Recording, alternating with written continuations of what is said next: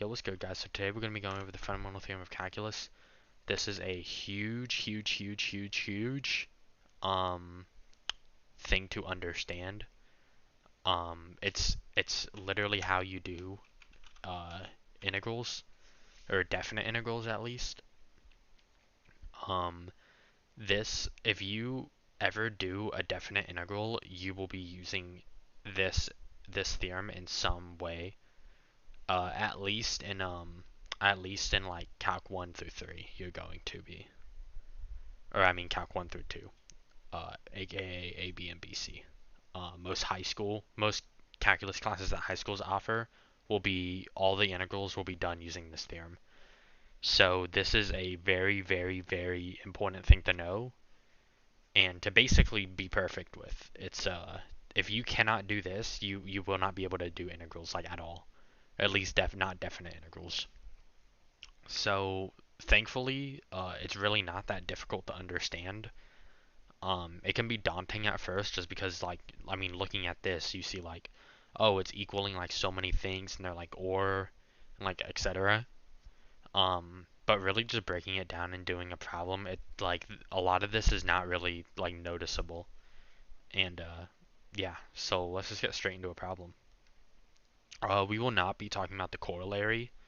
All we'll be talking about is the method that you is how you find definite integrals when you have boundaries that are like numerical, not when you have a boundary of like x or a boundary of x squared.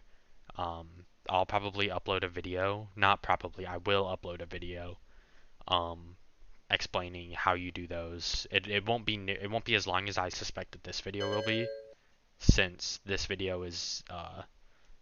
idea is generally more important. Um, all right, so let's get started. So first thing you're gonna want to do is you're gonna want to notice is this is a definite integral. If you do not get like a numerical answer, then you're going to get this wrong. Anything with an integral sign and then numbers here will lead to a definite answer.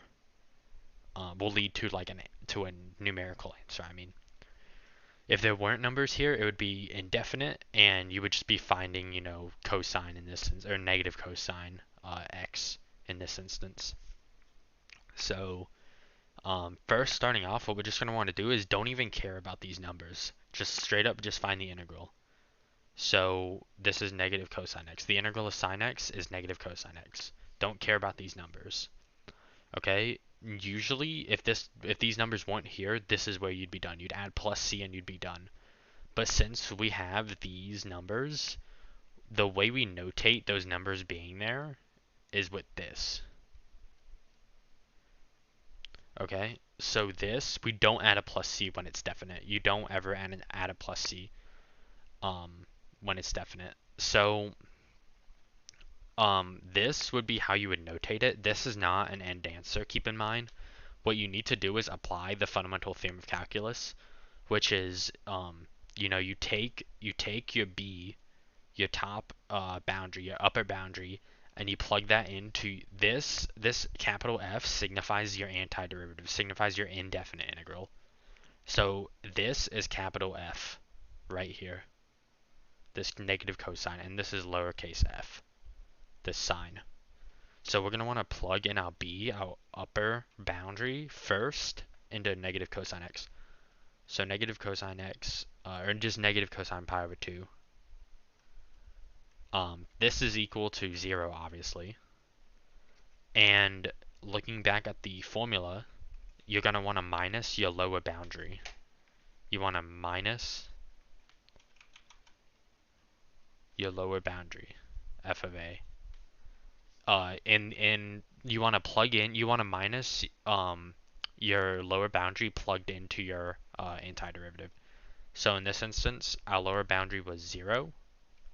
So we're going to want to plug 0 into negative cosine x. And then keep our minus. And yeah, negative cosine of 0 is just negative 1.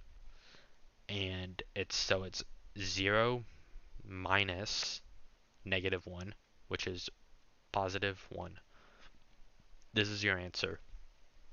The answer to this problem in blue is just positive 1. Okay? So a little bit of like backstory. Actually, I'll tell you how this really what a definite integral exactly means and why the fundamental theorem of calculus works at the end of this video. Okay? So next we are doing the same thing. We first need to find out antiderivative as if these numbers don't exist. The antiderivative of 1 over x is ln absolute value x. Keep in mind no c, no plus c. So next we're going to want to plug in our upper bound into this. And then we're going to want to subtract our lower bound. You should realize that ln of e is equal to 1, and ln of 1 is equal to 0. So your answer is once again 1. Okay? Moving on to the next one. A little bit more involved with our antiderivative. It's not just a straight identity like previously. So we're going to want to apply the reverse power rule, essentially, is what I call it. But you're going to want to increase your thing here and then compensate for it to make it equal to 1. So the antiderivative of x squared is 1/3 x cubed. And then the antiderivative of 5x is positive 5x is 5 over 2 x squared. And then the antiderivative of just positive 9 is positive 9x. And then you're going to want to, and then now you care about your boundaries. Okay? So now you're going to want to plug your boundaries into your equation one by one. First with the top, then subtract with the bottom. So 4 cubed over 3. 4 cubed over 3 plus 5 times 4 squared over 2 plus 9 times 4. And then all this minus, you plug in 0 into everywhere that you see an x in your antiderivative. There are no constants or anything, so this is just 0. If you plug in 0 into this antiderivative, you just end up with 0.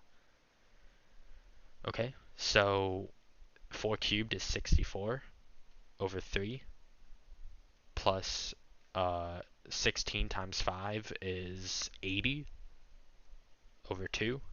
So I'm just going to rewrite this as 40. And then 9 times 4 is 36. Okay? 76 plus 64 over 3. This is equal to 97 and 1/3, or 97.33 repeating.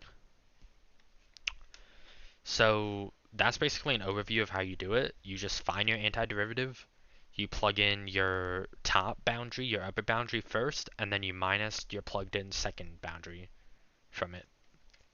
Okay, and the reason why this works, let me just get a new area. There are like many different ways to prove that this is true. And like all sorts of math. I'm pretty sure that like you can prove this algebraically if you really wanted to, if you knew how to at least. You could prove this, as I'm about to graphically, and you could even prove this with some upper level calculus. Obviously, getting the right answer is is proof enough to me at least.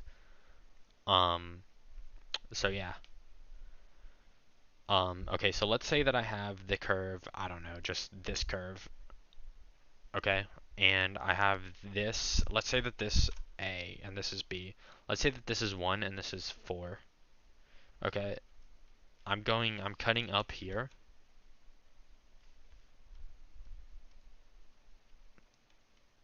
And I want to figure out all this area in between. Okay, so the way you would normally do that is, or not normally, the way that you've pretty much been taught to measure area under a curve at this point is by just saying, okay, well, let's just make rectangles and approximate it.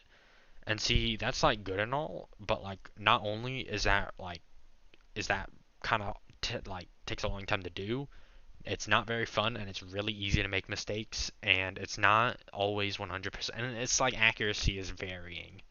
With the fundamental theorem of calculus, your accuracy is 100%.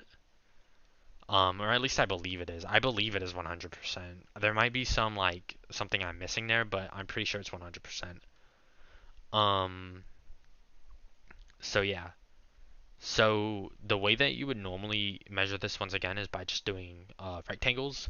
But instead of doing that, one way that you could do it is, especially since you see like this curve, this is very curvy up here.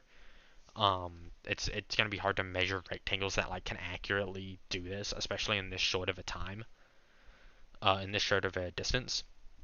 You'd have a step size of like 0.25 or something like that to accurately measure like how the like ups and downs of these curves.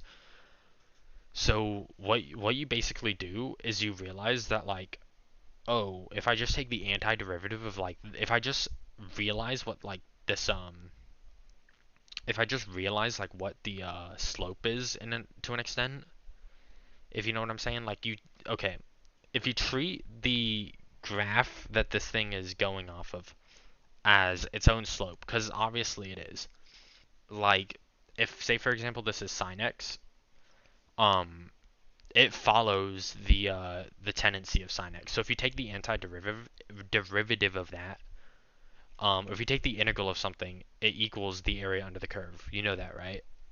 This is what an antiderivative is.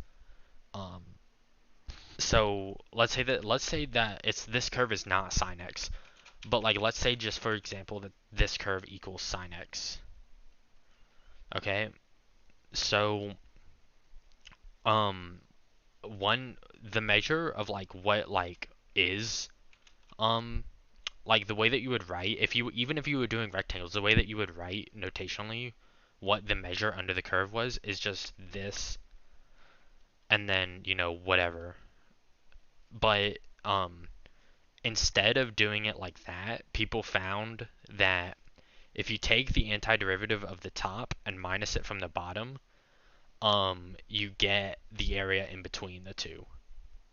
So um yeah, that's pretty much it. It's so say it's like say that I have a piece of rope and I have like point B over here and I have point A over here and I want to find like how much rope is in between them.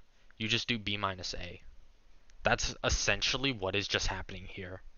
Is you're finding the area between these 2 points by subtracting them, and you're using the curve up here to basically verify how the height changes sometimes. Like here the height, like up here this height is like very different from up here.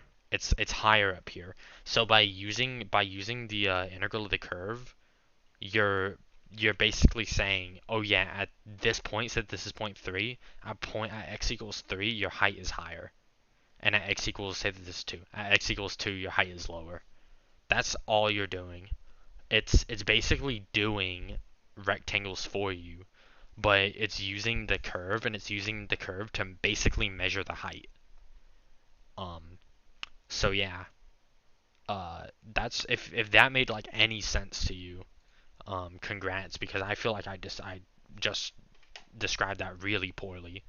But just keep in mind that the reason that we do B and A and we have them like this, and then we do B minus A, we always do B minus A when we're doing integrals. We never do A minus B. And basically anything with integrals, we never do A minus B, because A minus B is like -3. It doesn't it's like it's the negative of what we want. It doesn't show you anything. Um, it gives you the opposite. So by doing B minus A, we get the actual distance between the two versus like this distance. So yeah, just know that with fundamental theorem of calculus, it's finding the difference between the 2 points on the given curve. So yeah, I hope that helped.